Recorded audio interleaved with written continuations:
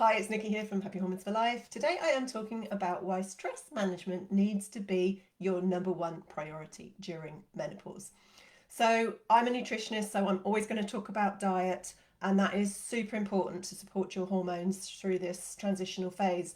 But in my experience, helping hundreds of women going through perimenopause, I now think the number one indicator of how bad your symptoms will be is stress. I can't prove it, I haven't done a clinical trial, but in our clinic, there does seem to be a direct correlation between how stressed you are, internally or externally, there's different types of stress, and how severe your menopause symptoms are. So I talk about this a lot, but it's still something we women find difficult to manage. So let's dig into what is actually stressing us out. And there may be good reason for stress in your life. If you're a woman over 40, we've got a lot going on. We've got menopause itself is a stressful event. These hormone changes that are happening can last many years, and the imbalances that they cause can be a stress on the body itself. So that's one thing. Then life stresses. So that could be kids, whether they're teenagers or you had them later and they're still young. Relationships, you may be going through relationship issues, divorce or breakups in the family. Health issues, yours or your loved ones, grief, bereavement, financial worries, loneliness, elderly parents, or just the whole juggle of keeping everything and everyone happy. It's a lot. The next one is work stress. Obviously, most of us work, and there's stresses involved in that. And you know, the health and safety exec have said recently that midlife women report more work-related stress than any other group. Not surprising. Physical stresses too. This is obviously aging bodies. We may have health conditions, we may have underlying infections, illnesses, surgeries, toxins, food intolerances, nutritional stresses, medications, deficiencies, blood sugar imbalances, dehydration. All these are types of physical stress, and that can increase your cortisol as well. And then emotional stresses. I already mentioned sort of emotions like loneliness, anger, frustration, sadness, insecurities, or we may be carrying around unresolved emotional psychological stress, such as past trauma or PTSD.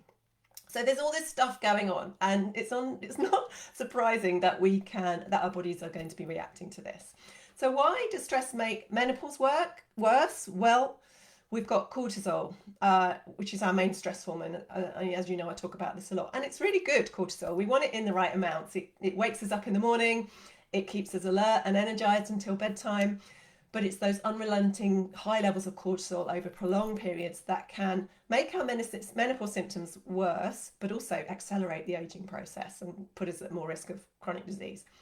So when we're going through menopause, when our ovaries are starting to reduce the amount of estrogen and progesterone that we're producing, that adrenal glands become the primary source of those hormones. So if your adrenals are already pumping out cortisol to deal with your life, your work, your internal and or emotional stresses, it can severely impact this backup source of sex hormone production.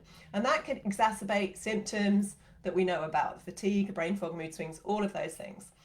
Cortisol can interfere with progesterone production as well, and that can lead to symptoms like anxiety, depression, and poor sleep. And if your sex hormones are too low overall, it can increase your risk of things like osteoporosis, heart disease, and dementia.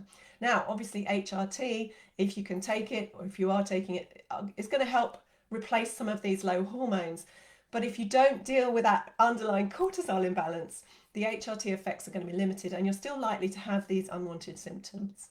On top of that, all the menopause symptoms, cortisol is a risk factor for other symptoms and health conditions down the line. So these include things like aging skin, so it can increase that the wrinkles and the loss of elasticity.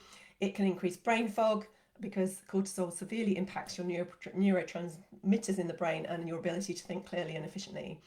It can increase that belly fat. We know that cortisol stores fat around the belly. It can weaken your immune system over the long time and give you increase your risk of immune issues down the line. It messes with your digestion too, and it can cause things like reflux and ulcers and IBS. It can also have negative effects on your heart and your cardiovascular system, and your bones. So high levels of cortisol could actually increase the breakdown of bone tissue and decrease bone density, which gives you more increased risk of things like osteoporosis. So what do we do? That's all the bad news. Let's get on to the good news. We want to, first of all, we need to lighten our loads. You know, we take on way too much as women. So look at your commitments and see if you can reduce them. This is definitely the first place to start, because if we reduce that incoming stress, then obviously that's going to have a massive knock-on effect. Some things can usually give. We tend to say yes to everything. So see what you can cancel. See which friends or people that you can see less of, you know, the ones that are draining. Work out what else can go.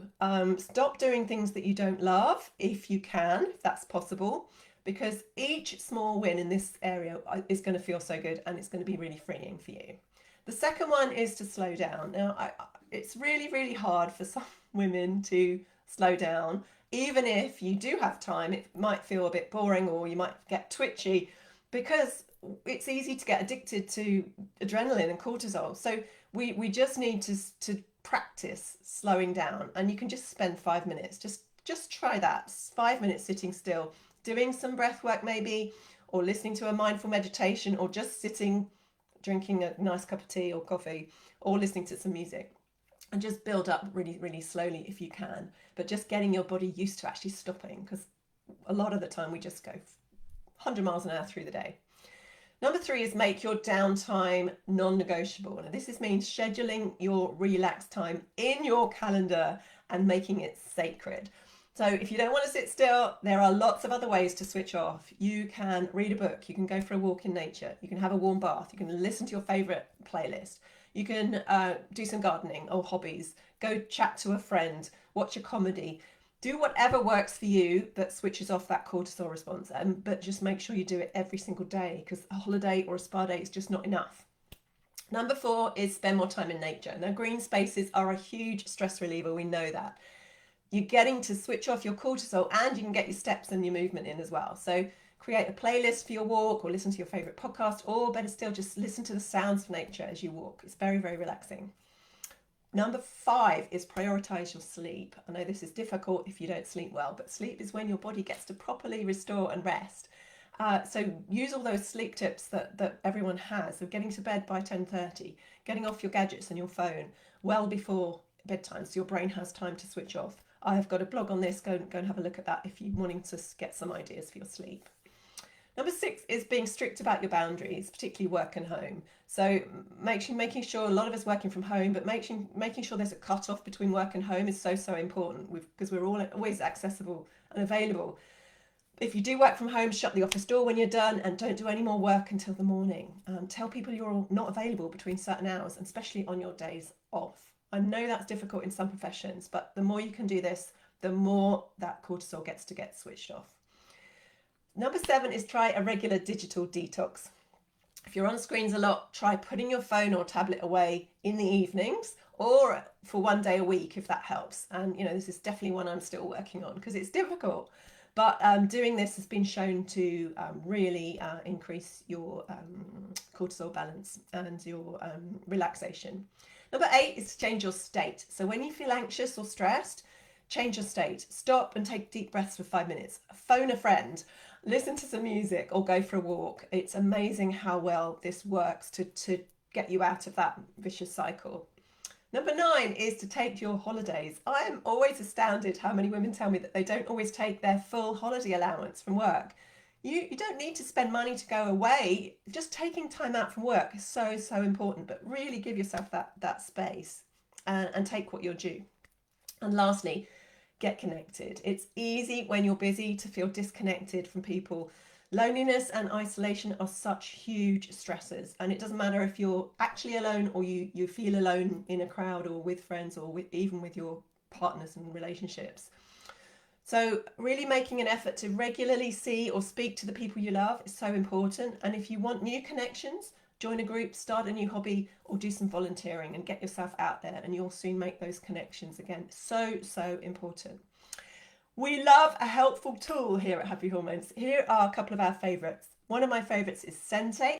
It's a brilliant little device. I don't have it with me actually. to calm your stress response in just 10 minutes. It's a little vibrating gadget you put on your chest and it stimulates the vagus nerve. I've got a link in the blog associated with this video and in the podcast description as well. Also, another really good app is called the Open app. It's an all-in-one online studio where you've got mindfulness, meditation, yoga, Pilates and breathwork, and they are doing a free 30-day trial as well. Again, I'll put the link in. Supplements can be really helpful. So we want to support our adrenals nutritionally because they get very depleted when we're stressed.